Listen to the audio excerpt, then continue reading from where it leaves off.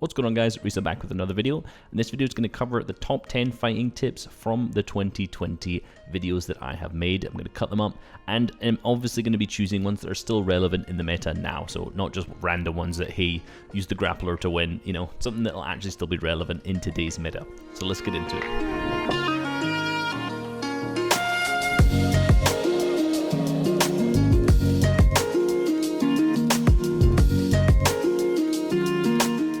This next one, I can't actually remember where I saw this from. He was baiting out the opponent by placing 2 walls in front of him.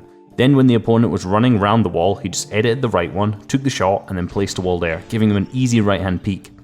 This second wall baits them to run because the opponent thinks they have the right-hand peek, when in reality, all they do is edit the wall and shoot around. You can also do this if you're sitting in a 2x1, where the opponent goes over to the next wall, and you can simply edit out the right box and take a right-hand peek shot. One of the biggest issues I see that Nick has is just consistently just spraying at a build piece. Now I know he does this because he's on 40 ping, however he can definitely still take walls on this ping. An alternative I would say is just while you're at your distance, you can continually spray with your AR or SMG to pressure the opponent so that they can't heal. But at the same time you should be moving closer to the opponent, closer to their wall, in an attempt to try and take their wall at the same time as spraying, so taking it with your weapon instead of your pickaxe. Again, if you're on higher ping, they may be able just to hold their wall and keep it. So this is where you should be attacking from multiple different angles, continually weakening their build pieces as you go. You may just shoot or pickaxe one of their walls once to weaken it, then go to another angle, hit that again, expect them to edit. Be really unpredictable here and just kind of keep a good flow and continuous pressure on the opponent so they have no idea what you're doing. This will make it much easier for you to nab a wall, get an edit in, get a build piece, maybe a cone or a ramp in their box, and get the elimination this way.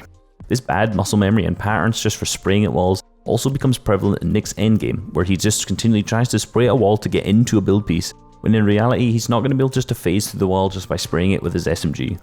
At this point he should be trying to take the build piece with his weapon and replace it, or using a ramp over his head to phase into the box or out of the position that he's currently in. You're not going to be able to phase through a wall just by running at it and spraying at it. And this is actually something we see really commonly in the endgame because players panic, because this is the muscle memory they have built up. So yes, consistently spray and build pieces to pressure the opponents, however don't have that as one of your only methods to try and take walls. Continually pressure them, get to different angles, weaken different build pieces of yours, and be unpredictable.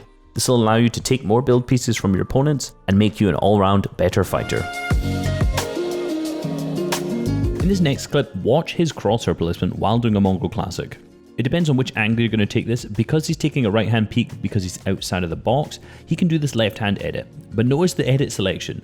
He grabs from the bottom middle tile first and then pulls up, places the wall, and then his crosshair is already at head height, and it makes it very easy. He can either take a shot here and get a great headshot because his crosshair placement is already at head height, or just pull down and Mongol Classic. If he'd started from the top left and pulled down to the bottom middle, his crosshair would have been at the bottom and he would have had to readjust it before editing the ramp or taking a shot, which is hugely time wasting. So this first example is all about placing high walls. What I mean by this is simply placing a wall 1 tile above your box.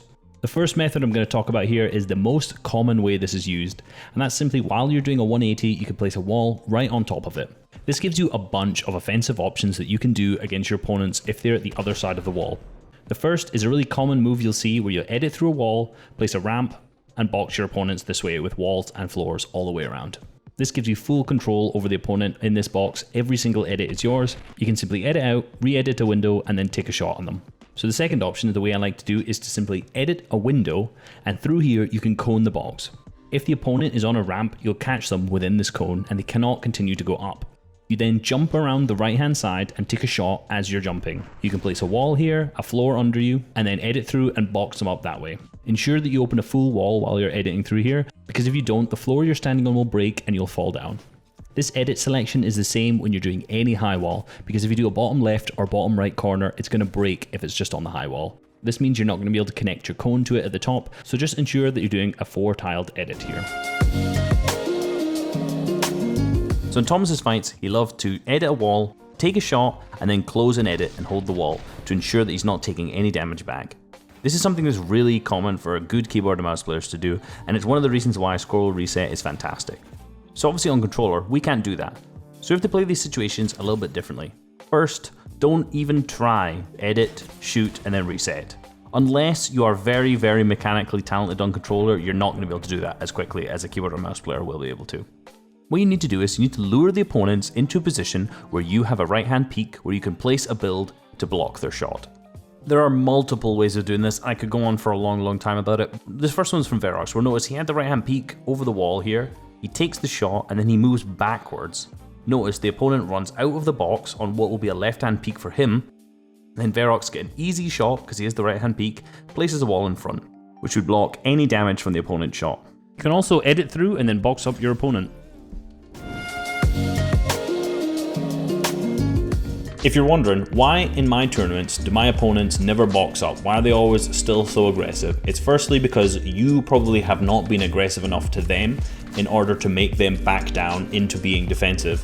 And secondly, you have not secured height for your own team. This duo ensures they have height. They use a lot of materials. They invest a lot of materials to ensure that they have high ground because they know they're going to get the kill and they're going to get the mats back after it. Most of their fights, they crank hard to ensure that they have high ground. Then they're easily able just to pinch their opponents and get the kills, no problem.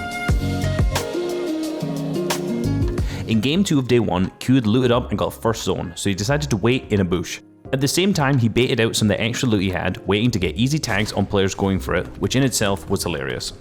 In this example, you truly see how good he is at using cones against his opponents. The first maneuver he uses is actually a highly underutilized maneuver where you slide a cone into someone's box while trying to wall replace them. He then does a peanut butter edit to get an easy 90 damage shot off. There was a post on Reddit a couple days ago showing Savage doing this with a ramp. I prefer doing it with a cone instead because sometimes when you put the ramp over the opponents, they just edit straight down and get out of the box, so it's not as efficient unless you can double edit very, very quickly to prevent that. So I preferred using the cone, and clearly so does Kwajapi as well. When it came to wall replacing, one of the things that was really obvious is that Thomas barely ever swung his pickaxe out of build. Most of the times that he was wall replacing, he was doing this with his weapon, be it a tactical shotgun, in particular the purple and above, as this does more than 75 damage per shot, an AR, and sometimes even trying to take the wall and being successful with that with the minigun. Taking build pieces with weapons is actually a much safer way to do it because if the opponent edits out on you, you've already got a shot off on them. When you're practicing in creative, I'd practice with both your pickaxe and the assault rifle. You can also do a combination of the two. You can shoot the wall from far away with your AR until it's under one hit with a pickaxe, and then pickaxe it for one hit. A fully built wood wall has 150 HP. That means you can weaken the wall to one hit with any pickaxe by shooting 3 bullets of any assault rifle, as this will bring it to under 75 HP. So the most crucial reason to why Lecce gets so many elims and this trio's overall success as well is their great spacing. In game 4, the level of teamwork they have is so clear even when looking at the very minor moves that they make. As soon as Lecce hears Savage trying to take shots at enemy builds, he runs over and supports him. He sticks so close to Savage or Benji to the point where he's almost just following them around, just looking to make a play with one of them. A great example of why this is so successful is later on in the game. Benji calls that he can take an edit and Savage and Benji immediately come over to help. They then back out of this as they don't want to overcommit. Then right after this, Savage calls that there were players on him and both Lecce and Benji rush over and focus the opponents immediately. Because of their close spacing and quick response, Savage survives and Lecce manages to clean up all 3 of the other team. Okay, so let's get into some fights and take some examples of things that he does that you should implement into your gameplay. Here you can notice as he's approaching the wall, he sprays it with his AR and manages to take the wall and place a floor to catch himself at the same time. Then does a mongrel classic and hits a fantastic 200 pump. Shooting the wall from far away is something that we see him do very frequently because this shortens the time it takes between him first engaging in the wall and then being able to actually replace it, giving the opponent the least amount of time to actually react as well. He doesn't only do this with his AR, he does this with his pickaxe too. When he's coming from below, he'll jump up and do a side jump, pickaxe the wall once as he's going, and this still shortens the same time. He does the exact same thing while attacking the wall from above. He pickaxes it as he's falling rather than waiting till he lands and pickaxing it then. This is great for higher ping players and lower ping players, but in particular for players who are around that 30 to 50 ping range where they're still trying to take walls as part of their gameplay, where taking walls quickly becomes even more important. Everyone should know this muscle memory and have this in their gameplay.